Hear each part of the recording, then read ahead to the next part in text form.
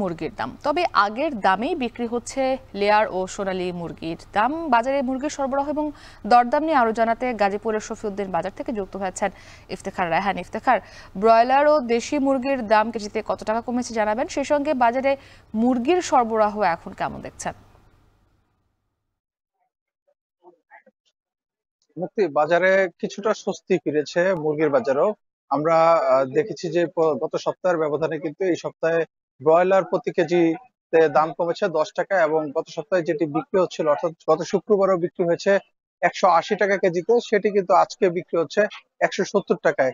অর্থাৎ প্রতি কেজিতে 10 টাকা ব্রয়লার মুরগিতে দাম কমেছে। এবং অন্যদিকে আমরা দেখেছি যে যে দেশি মুরগি সেটির দামও কিছুটা কমেছে। প্রতি কেজি দেশি মুরগি কিন্তু 50 টাকা থেকে কমে এসে এখন কিন্তু 20 টাকা পর্যন্ত, অর্থাৎ গত সপ্তাহে 50 টাকা 30 টাকা কমেছে এবং এই সপ্তাহে 20 টাকা, অর্থাৎ 2 সপ্তাহের মধ্যে কিন্তু 50 টাকা কমেছে। এবং প্রতি কেজি দেশি মুরগি বিক্রি হচ্ছে 500 টাকা কেজিতে। তবে অন্যদিকে যে দেশি যে লেয়ার মুরগি এবং সোনালী মুরগিগুলো রয়েছে সেগুলোর দাম কিন্তু অপরিবর্তিত রয়েছে।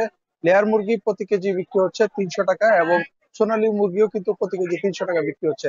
এবং আমরা বিক্রেতাদের সাথে কথা বলেছিলাম, তারা বলছেন যে মূলত সপ্তাহের শুক্রবার দিন কিন্তু বাজারে চাহিদা বেশি থাকে মুরগির। সেদিন কিছুটা বাজারে ক্রেতাদেরও চাপ থাকে, যে কারণে সেদিন কিছুটা দাম বাড়তি থাকে। তবে অন্য দিনগুলোতে বেচাকেনা কম থাকার কারণে কিছুটা এর প্রভাব পড়ে। পাশাপাশি বাজারে কিন্তু সরবরাহ কিন্তু রয়েছে মুরগির যথেষ্ট পরিমাণে, তাই কিছুটা মুরগির দাম কিন্তু এখন কমছে।